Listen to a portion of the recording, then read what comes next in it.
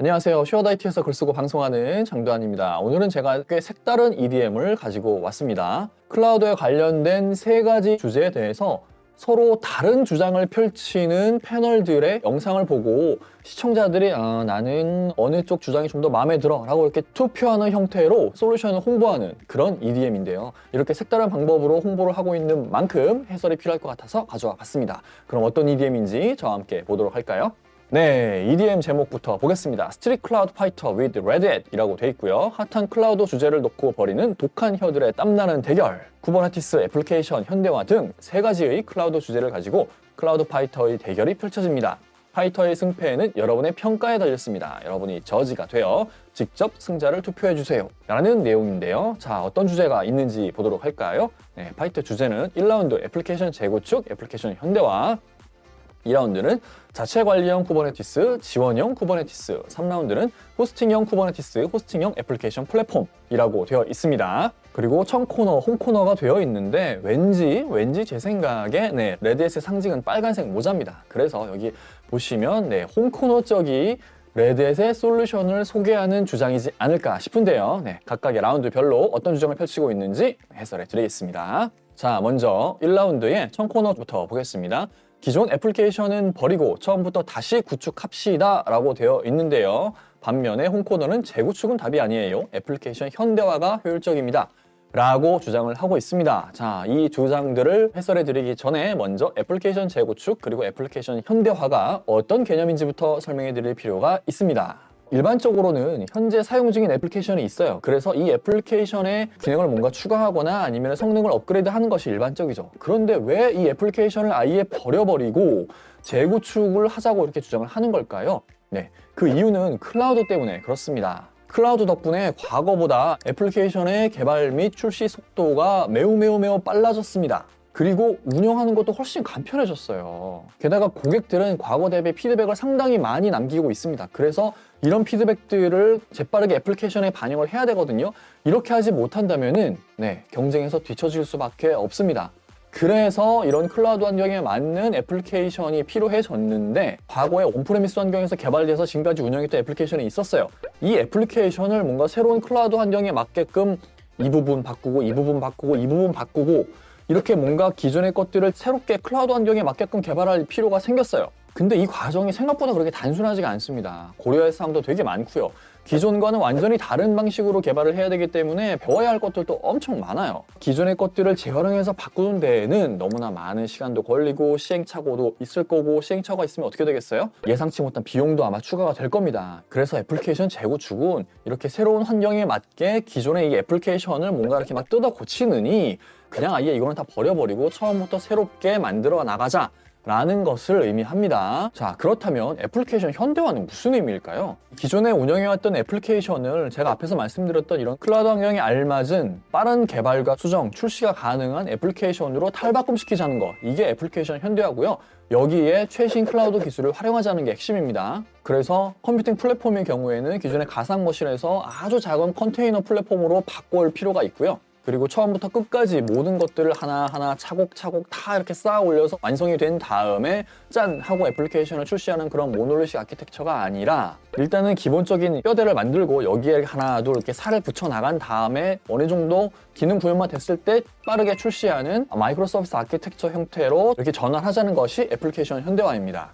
자, 그럼 다시 EDM으로 돌아가서 이 홈코너의 주장은 처음부터 이렇게 만들어 나가는 거는 답이 아니고 기존 것 중에서 이렇게 요소마다 레드햇이 제공하는 다양한 최신의 클라우드 기술들을 이렇게 가미해서 부분 현대화시켜 나가자 라는 주장을 하고 있는 겁니다. 자, 그러면 두 번째 2라운드의 주장을 볼까요? DIY 쿠버네티스가 효과적인 이유를 들어보세요 라고 얘기하고 있고요. 홈코너는 반면에 상용 쿠버네티스 플랫폼을 활용하자 라고 얘기하고 있습니다. 이번 라운드 같은 경우에는 쿠버네티스라는 개념을 확실히 알고 넘어가야 되거든요. 자, 쿠버네티스를 알기 위해서는 먼저 컨테이너라는 개념에 대해서 이해해야 되는데요. 컨테이너가 잘 모르시는 분들은 슈어다이티 클래스 10강을 참고하시면 되는데 제가 다시 한번 설명을 해드리겠습니다. 컨테이너에 대해서 간단히 얘기하면 서버의 자원을 효율적으로 사용하기 위해서 탄생한 기존의 가상 머신이 있죠. 이런 가상 머신과는 사용 목적이 같아요.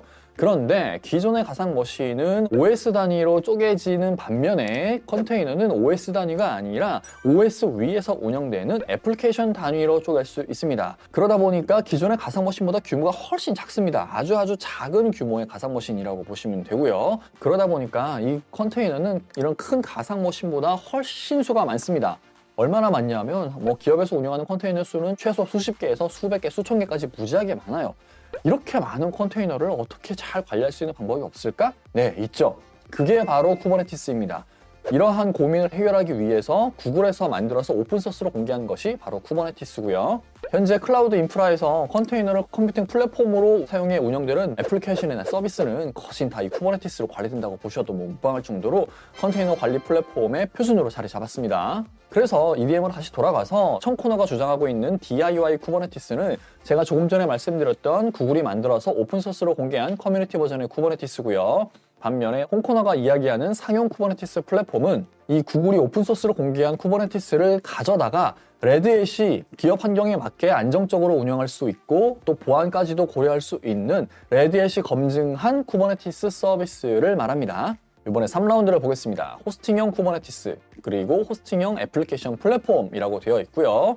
여기 청코너의 주장은 클라우드 서비스 벤더들의 호스팅형 쿠버네티스는 혁신적인 프로젝트에 이상적이에요 라고 말하고 있습니다. 여기에서 말하는 호스팅형 쿠버네티스는 무엇일까요? 호스팅형 쿠버네티스는 앞서 두 번째 라운드에서 제가 간단히 말씀드렸던 구글이 오픈소스로 공개한 쿠버네티스를 AWS나 Azure, GCP 같은 클라우드 서비스 제공 회사들이 자기들만의 기술을 가미해서 제공하고 있는 자체적인 쿠버네티스 서비스라고 보시면 됩니다. AWS는 EKS, Elastic Kubernetes 서비스, Azure는 AKS, Azure Kubernetes 서비스, 구글은 GKE, Google Kubernetes Engine, 오라클은 OKE, Oracle Kubernetes Engine이라는 자체적인 관리형 쿠버네티스 서비스를 제공하고 있고요. 즉, 커뮤니티 버전의 쿠버네티스를 기반으로 자기네들의 자체적인 기술을 가미해서 자기들이 제공하는 IaaS 인프라 위에서 잘 운영될 수 있는 그런 관리형 쿠버네티스 서비스를 호스팅형 쿠버네티스라고 부릅니다. 자, 그럼 여기 홍코너의 주장을 볼게요. 가시적인 비즈니스 성과를 도출하려면 완전한 파스 솔루션인 호스팅형 앱 플랫폼이 필요합니다 라고 되어 있습니다. 이건 또 뭘까요? 클라우드 환경에 알맞은 애플리케이션을 개발하고 운영하는 데에는 쿠버네티스 외에도 필요한 것들이 여러 가지가 있습니다. 일단 개발 환경 필요하죠. 그리고 개발하고 빌드하고 배포하고 이 프로세스를 자동화할 수 있는 플랫폼도 필요합니다.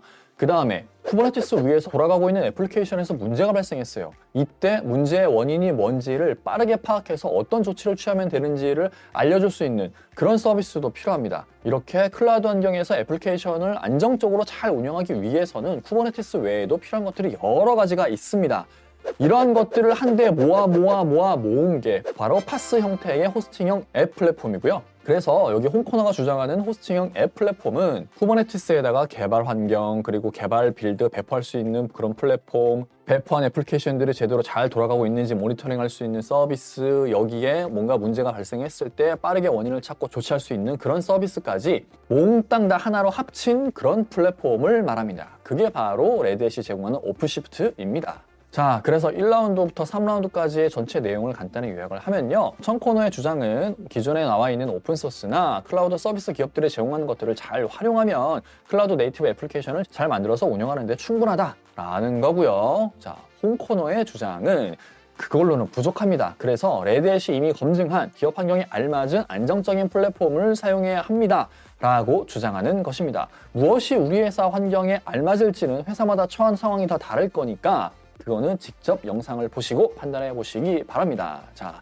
저의 EDM 해설은 여기까지고요. 관심이 생기신 분들은 파이트의 승자는 누구? 라는 버튼을 통해서 이렇게 각자 주장하는 바를 직접 검증하고 투표해 보시기 바랍니다. 이렇게 다양한 이벤트도 진행하니까요. 네, 많은 관심 부탁드리고요. 저는 그러면 다음에 또 다른 해설에 필요한 EDM을 가지고 돌아오겠습니다. 감사합니다.